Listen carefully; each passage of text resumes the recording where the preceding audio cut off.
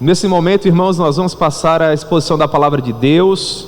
Antes disso, eu gostaria de louvar o nome do Senhor pelo batismo que nós tivemos hoje pela manhã em nossa igreja. Foi um momento muito especial. Aqueles que puderam participar viram a maneira com que o Senhor Deus esteve nos abençoando hoje pela manhã, ocasião em que 13 dos nossos irmãos estiveram sendo batizados, tornando pública a sua fé, o fato deles terem sido alcançados pela mensagem da cruz, terem sido regenerados pelo Espírito Santo e agora são membros da família de Deus e tornam isso público por meio do sacramento do batismo. No culto das 19 horas, daqui a pouco, eles serão apresentados a toda a nossa igreja e junto com eles, aqueles irmãos que serão recebidos por aclamação, de modo que nós estaremos recebendo um número considerável de novos membros para somar forças junto conosco e ombro a ombro poder, com cada um de nós, contribuir com a expansão do reino de Deus e consequentemente com a manifestação da glória do nosso Senhor. É motivo de muita alegria para nós, visto que nós estamos pregando o Evangelho com esse interesse, fazer com que aqueles que foram comprados por Cristo na cruz do Calvário se rendam ao seu senhorio, reconheçam ao Senhor Jesus como o único e suficiente Salvador das suas vidas e possam servi-lo na comunidade de fé, junto conosco, até que finalmente o Senhor retorne para nos buscar. Portanto, aqueles que estão somando conosco, sejam muito bem-vindos, que Deus lhes abençoe, em nome de Jesus. Vai ser uma honra para mim e para os demais pastores dessa igreja, poder servir ao Senhor Jesus ao lado de todos vocês. Obrigado também àqueles que nos acompanham pela internet, e sobretudo a você que veio aqui hoje, mesmo com tanta chuva.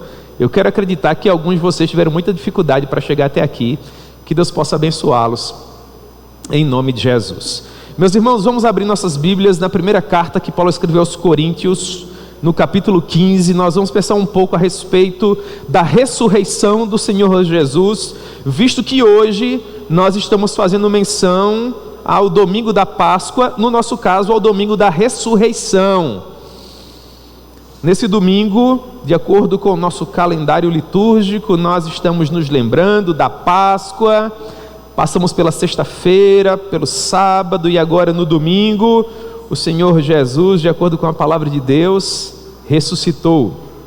Nós sabemos que a Páscoa estava para o período do Antigo Testamento e que para nós, cristãos, que vivemos sob a égide da graça, o que nós temos é a ceia do Senhor. Portanto, a ceia funciona como memorial da obra vicária realizada por Cristo na cruz do Calvário.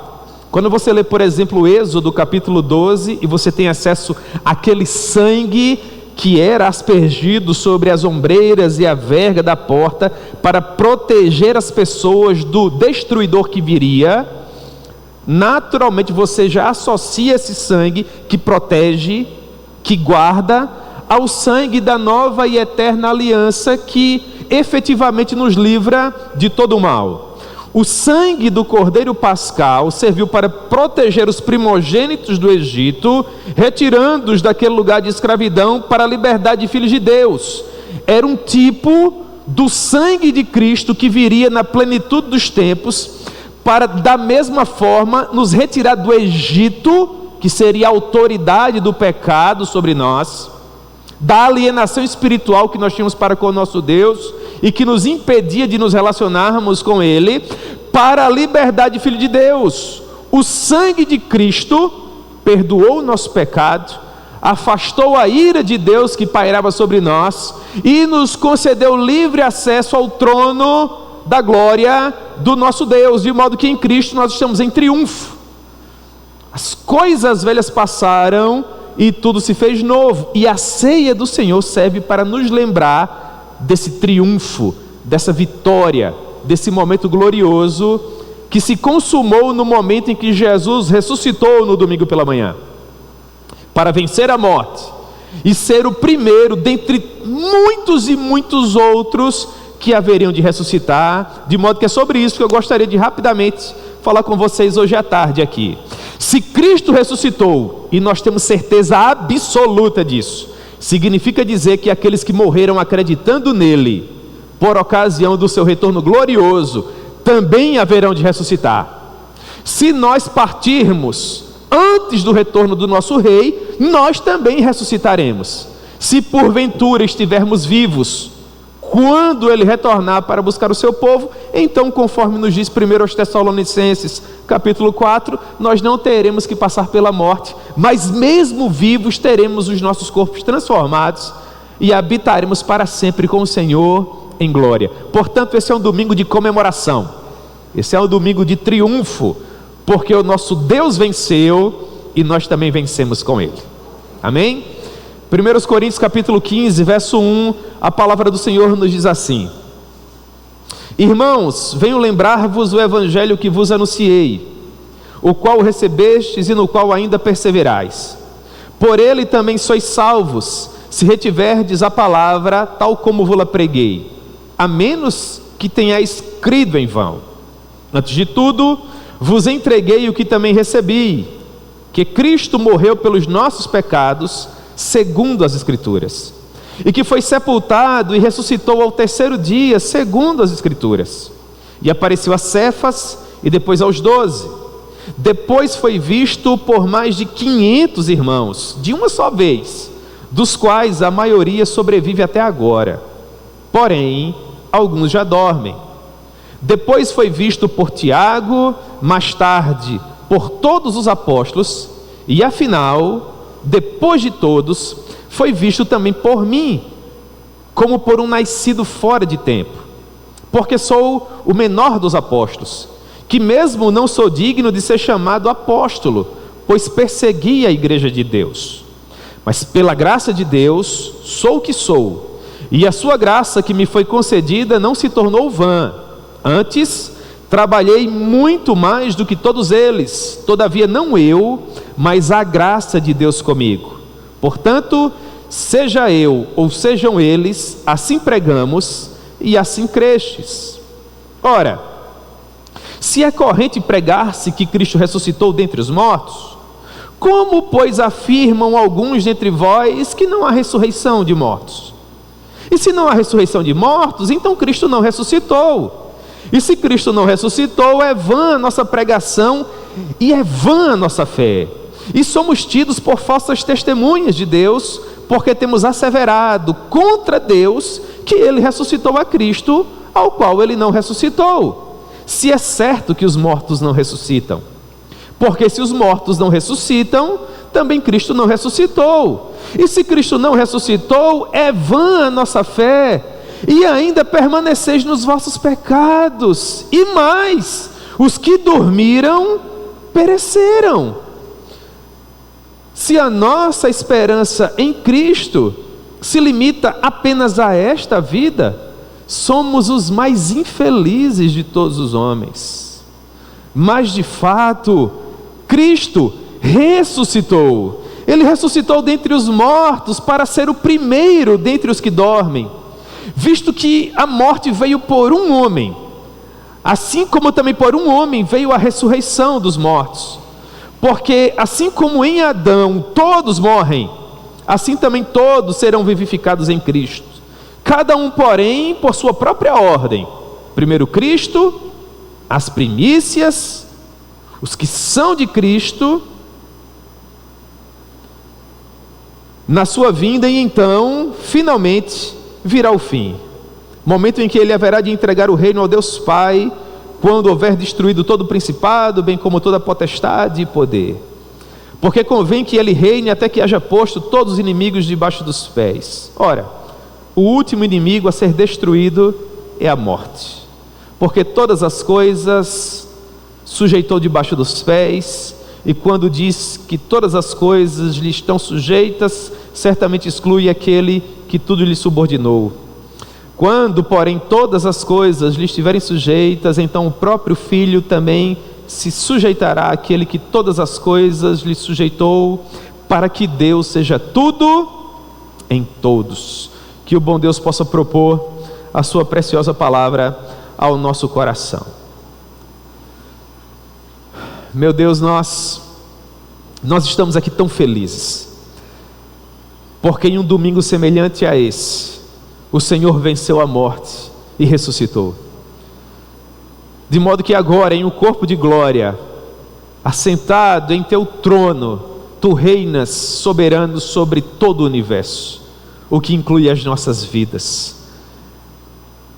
Isso, meu Deus, confere a todos nós uma paz que é difícil de propor em palavras, uma paz que excede todo o entendimento. Meu Deus, permita que nós possamos viver no desfrute diário dessa verdadeira e gloriosa verdade, que diz que se o Senhor venceu a morte, nós também venceremos. Nós também triunfaremos contigo, Senhor.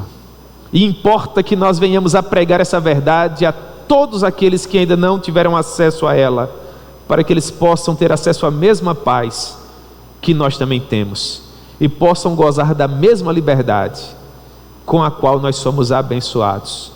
Que esse domingo, ó Deus, seja um motivo de felicidade para todos aqueles que foram salvos por Ti na cruz do Calvário, de modo que nós rogamos o Teu favor para que possamos alcançar todas essas pessoas e compartilhar essa mesma felicidade com cada uma delas, porque quando essa missão finalmente for concluída, finalmente o Senhor retornará para nos buscar, o que para nós será infinitamente melhor que quaisquer outras coisas. Então ajuda-nos quanto a isso, Senhor, em nome de Jesus, amém.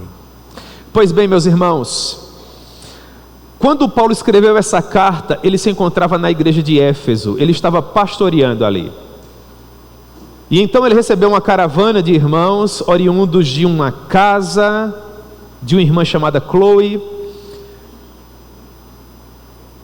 recebendo notícias de que a igreja de Corinto possuía muitos problemas. Um desses problemas era uma má compreensão acerca da doutrina da ressurreição.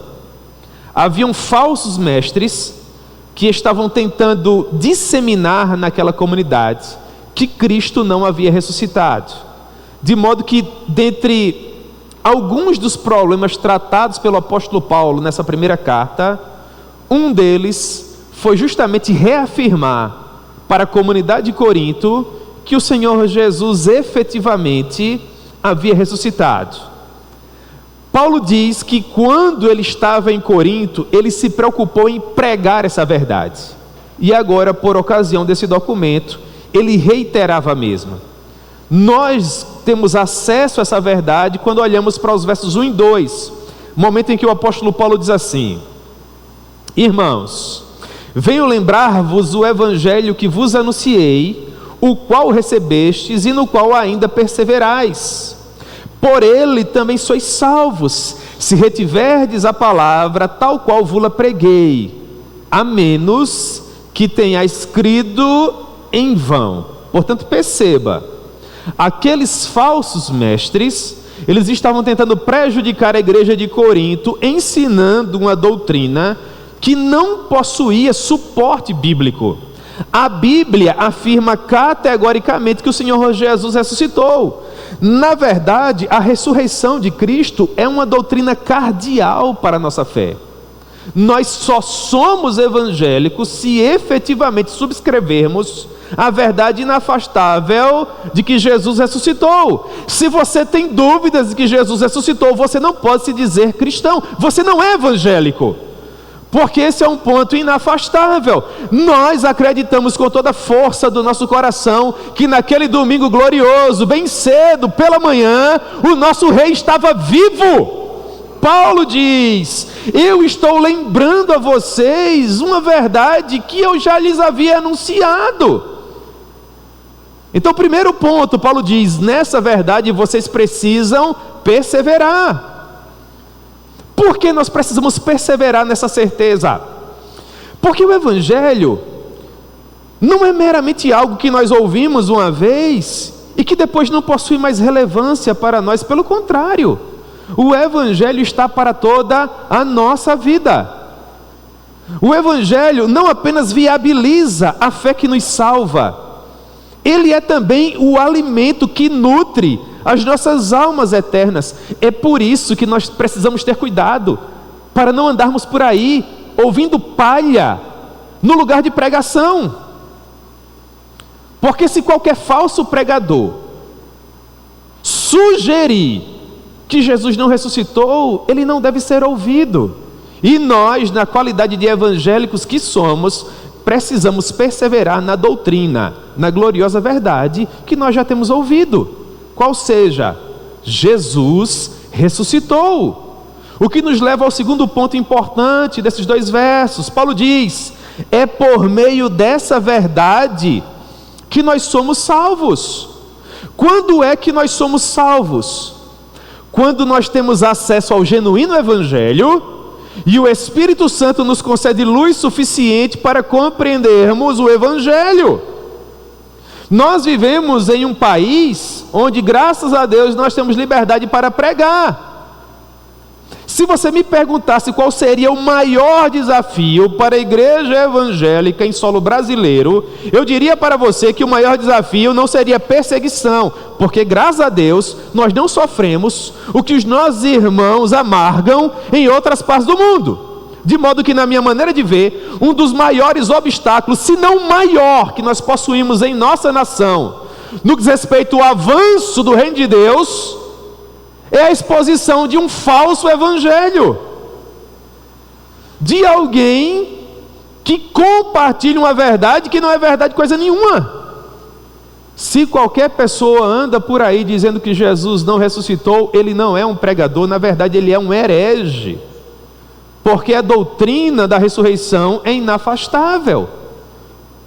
É por isso que você precisa dar ouvidos ao verdadeiro evangelho, porque é o verdadeiro evangelho que salva. E nós que somos o genuíno povo do Senhor, precisamos reter a palavra, assim como nós a recebemos no princípio. Paulo diz: porque eu recebi do Senhor o que também vos entreguei. Por nossa vez, igreja genuína que somos, nós devemos dizer: assim como nós encontramos na palavra, nós vos anunciamos. Nós não pregamos o que nós achamos da palavra. Não se trata das nossas opiniões, porque Deus não tem compromisso com a palavra do homem. Deus tem compromisso com a palavra dele. E é a verdadeira interpretação da palavra, irmãos, que nós precisamos compartilhar com vocês aqui, e não as vozes da nossa cabeça. Vocês percebem? Porque senão todos nós teremos crido em vão. Paulo diz no final do verso 2: se vocês não compartilham comigo dessa verdade, eu temo que vocês tenham crido em vão. Eu temo que vocês tenham ficado pelo caminho. Eu temo que vocês tenham assimilado o evangelho apenas intelectualmente, sem permitir que esse evangelho transforme os vossos corações. Esse é um risco que nós corremos ainda nos dias atuais. Há muitas pessoas que almejam simplesmente serem amigos do evangelho. Eu me satisfaço então somente frequentar a igreja, na medida do possível tentar encaixar a minha vida com aquilo que Jesus ensina em sua palavra, mas eu não quero um compromisso que me leve para além desse ponto, porque eu quero preservar a minha própria liberdade. Jesus exige muito em sua palavra, eu tenho muitos prazeres, outras inclinações, de modo que se eu efetivamente me entregar a Jesus, eu vou ter que abrir mão de muita coisa. Há pessoas que se comportam dessa forma. Elas se relacionam com o evangelho de forma meramente intelectual. Elas encontram alguma verdade no evangelho, mas não querem se entregar completamente a ele. Há uma péssima notícia para essa pessoa. Se você permanecer dessa forma, não haverá um lugar preparado para você no porvir. Porque se você não está disposto a se entregar completamente a Jesus e viver uma nova realidade com Ele aqui, o céu vai ser insuportável para você. O que uma pessoa que não ama Jesus de todo o coração, a ponto de se entregar sem reservas a Ele, vai fazer no céu? Vai ser um fardo. Agora, quando você permite, no poder do Espírito Santo, que o Evangelho transforme você, então você não pensa em nenhuma outra coisa. Tudo o que você deseja agora é o céu. Ainda que você tenha uma conta bancária robusta, um sobrenome badalado, um local festejado, no âmbito social em que você vive, a sua aspiração é gloriosa, você só pensa no céu. as contas estão pagas, os seus armários estão repletos, você tem uma vida saudável, glória a Deus, mas nem isso satisfaz você, você só deseja o céu. Esse vai ser um lugar fantástico para você, porque você já procura vivê-lo aqui. Preocupado com isso, Paulo diz no verso 3, antes de tudo, eu vos entreguei o que também recebi. Você percebe a preocupação do apóstolo Paulo? Ele diz, eu estou dizendo para vocês a mesma mensagem que eu disse quando plantei essa igreja. Perseverem nela, é essa verdade que vai salvar a vida de vocês. E agora, verso 3, eu quero reiterar que eu não estou inventando isso. Essa mensagem que tem o poder de levar vocês para o céu, ela não partiu das fontes, das vozes da minha cabeça, muito pelo contrário. Verso 3, eu estou entregando a vocês o que eu também recebi, que Cristo morreu pelos nossos pecados, segundo as Escrituras, e que foi sepultado, e ressuscitou ao terceiro dia, não conforme as vozes da minha cabeça. Isso não é uma mera opinião, eu estou falando segundo as Escrituras. Aqui reside o grande testemunho apostólico, irmãos. Qual a grande missão de um apóstolo? Dar testemunho que Jesus ressuscitou.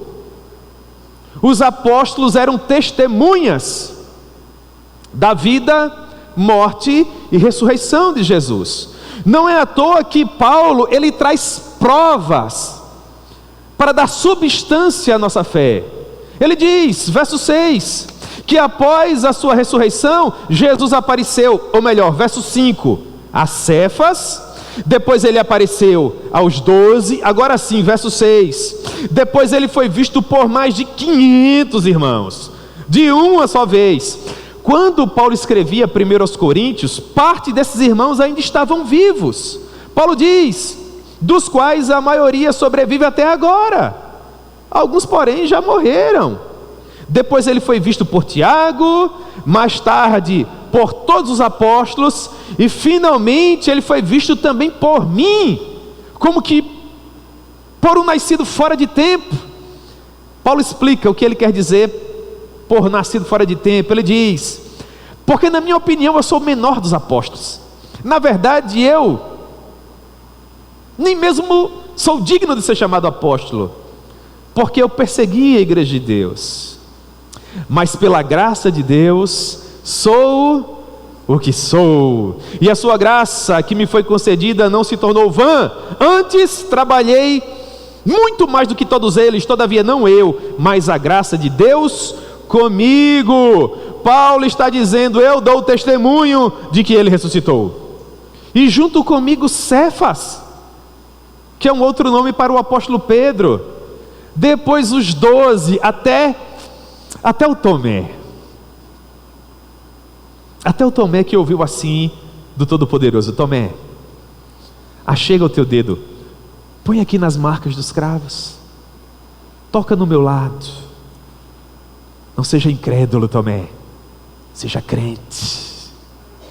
E o testemunho de Tomé, Rei meu e Deus meu, é o nosso testemunho, irmãos. Pelos olhos da fé nós também o contemplamos. Ele vive, ele reina, nós podemos vê-lo, ele está retratado em sua palavra, é o verbo encarnado, a expressão exata do ser de Deus. Nós o vemos, é real, ele ressuscitou. Assim como o apóstolo Paulo, nós também vivemos a experiência de contemplá-lo.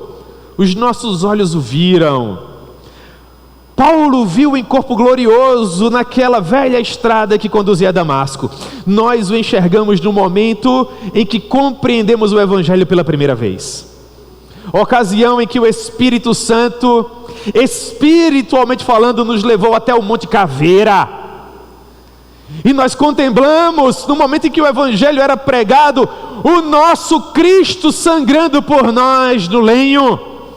E vimos a poça de sangue enorme que estava ali, fluindo gota a gota aos seus pés sagrados.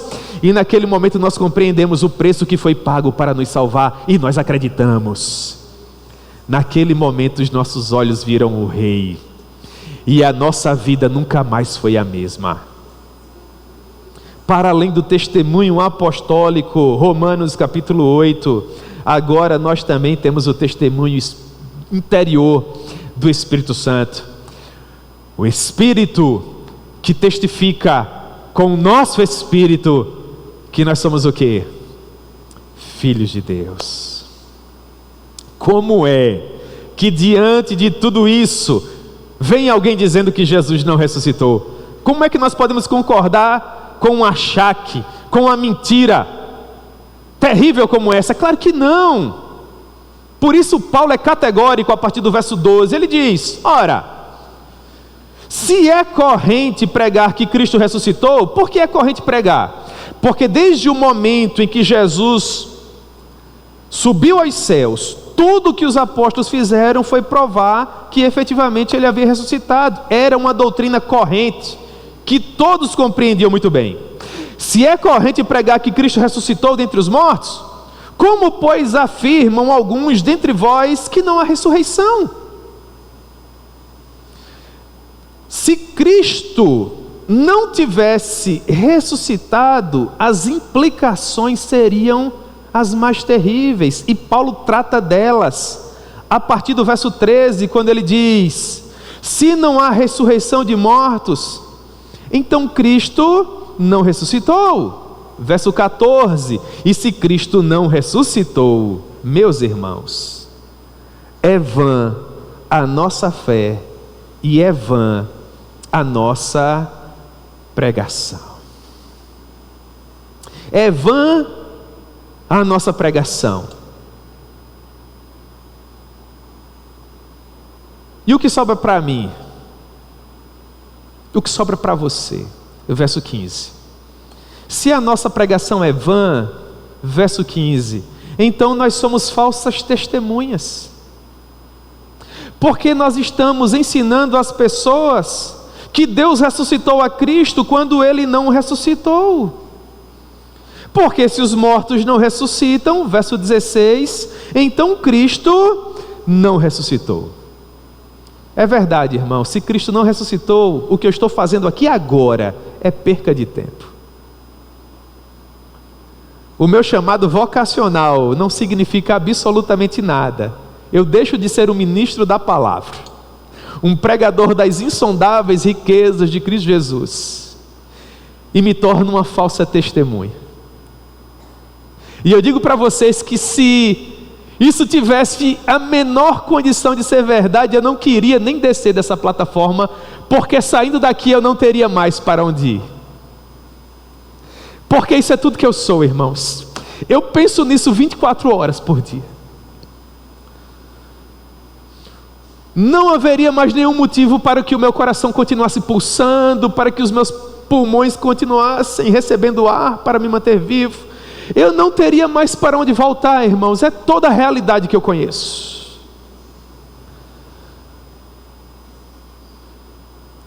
Assim como também seria vã a nossa fé. Verso 17: se Cristo não ressuscitou, diz o apóstolo Paulo, é vã a nossa fé, e nós ainda permaneceríamos em nossos pecados. Toda a plataforma sobre a qual o mundo está estabelecido seria uma grande mentira.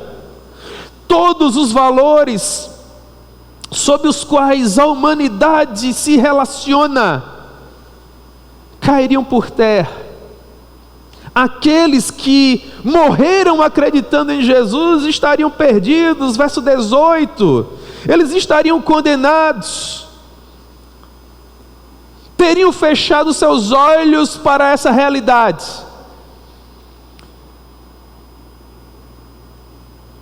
E não abririam seus olhos para nenhuma outra. Porque se Cristo não ressuscitou, após a morte não existe absolutamente nada. E no momento em que nós nos encontramos assim com o nosso coração destruído, por simplesmente raciocinar com Paulo, quão terrível seria se Jesus não tivesse ressuscitado, o grande pregador aos gentios, o homem que escreveu pelo menos 50% do nosso Novo Testamento, maior teólogo que a igreja já produziu, grande missionário que plantou igrejas desde Jerusalém até o Ilírico. No verso 20 diz algo, irmãos, que deveria ser escrito com letras douradas. Ele diz: mas de fato, que todos saibam, Cristo ressuscitou. Irmãos, Ele ressuscitou, e Ele vive e reina. Ele é o primeiro dentre muitos outros que haverão de ressuscitar por causa da vitória do Calvário. Então Paulo nos lembra, a partir do verso 21, que a morte veio por causa de um homem, de Adão, e em Adão todos morreram, mas Jesus, que venceu a morte, concedeu vida a todos aqueles que depositarem confiança nele. Contudo, respeitada uma ordem que é muito peculiar. Como é que Jesus nos concede vida? Verso 23, ele diz: em primeiro lugar vem Cristo, Ele ressuscitou primeiro. Depois, aquilo que Paulo chama de primícias, seriam os que morreram em Cristo. E finalmente Ele concederá vida àqueles que, por ocasião do arrebatamento, estiverem vivos, esperando por Ele. Jesus ressuscitou. Primeiro aos Tessalonicenses capítulo 4 diz que quando Ele vier, por ocasião do arrebatamento, aqueles que morreram confiando nele, haverão de ressuscitar primeiro. Esses vêm em segundo lugar, são as primícias. E em terceiro lugar, eu gostaria muito de fazer parte desse grupo. São aqueles que não terão que passar pela morte, que estarão vivos por ocasião do arrebatamento. Estes terão seus corpos transformados em um abrir e fechar de olhos, ao soar da última trombeta. Será a nossa passagem final, o último símbolo acerca do qual a Páscoa fez menção. Nós temos algumas passagens simbolizadas pela Páscoa na progressão bíblica. Na Páscoa do Antigo Testamento, de Êxodo capítulo 12, nós temos a saída do Egito para Canaã. Por ocasião do Evangelho, nós deixamos um lugar de escravidão, a nossa antiga vida de pecado, para a liberdade da glória dos filhos de Deus. É dessa maneira que a nossa Páscoa é simbolizada. Mas há um terceiro símbolo, que é justamente a passagem desse corpo de corrupção que ora nós temos, para o corpo glorioso que nos foi prometido. Será a nossa viagem final, por assim dizer. Momento em que nós finalmente atravessaremos aqueles portões dourados do paraíso e estaremos para sempre na presença do nosso Rei, onde há abundância de alegria e delícias perpetuamente. É nisso que nós precisamos depositar toda a nossa confiança. Quando isso acontecer, verso 24, então virá o fim. O fim virá quando Ele entregar o reino ao Deus e Pai, quando houver destruído todo o principado, bem como toda a potestade e poder, porque convém que Ele reine, até que haja posto todos os inimigos debaixo dos pés, e o último inimigo a ser destruído é a morte, porque todas as coisas sujeitou debaixo dos pés. E quando diz que todas as coisas lhe estão sujeitas, certamente exclui aquele que tudo lhe subordinou. Paulo diz que a igreja deve perseverar até o momento em que a última pessoa comprada por Cristo na cruz do Calvário se render ao seu senhorio, dando ouvidos ao Evangelho. Quando isso acontecer, então Jesus terá, por meio da igreja, cumprido a sua missão. Ele terá triunfado sobre todo principado, potestade e poder, e o seu reino estará plenamente estabelecido. A nossa família estará completa.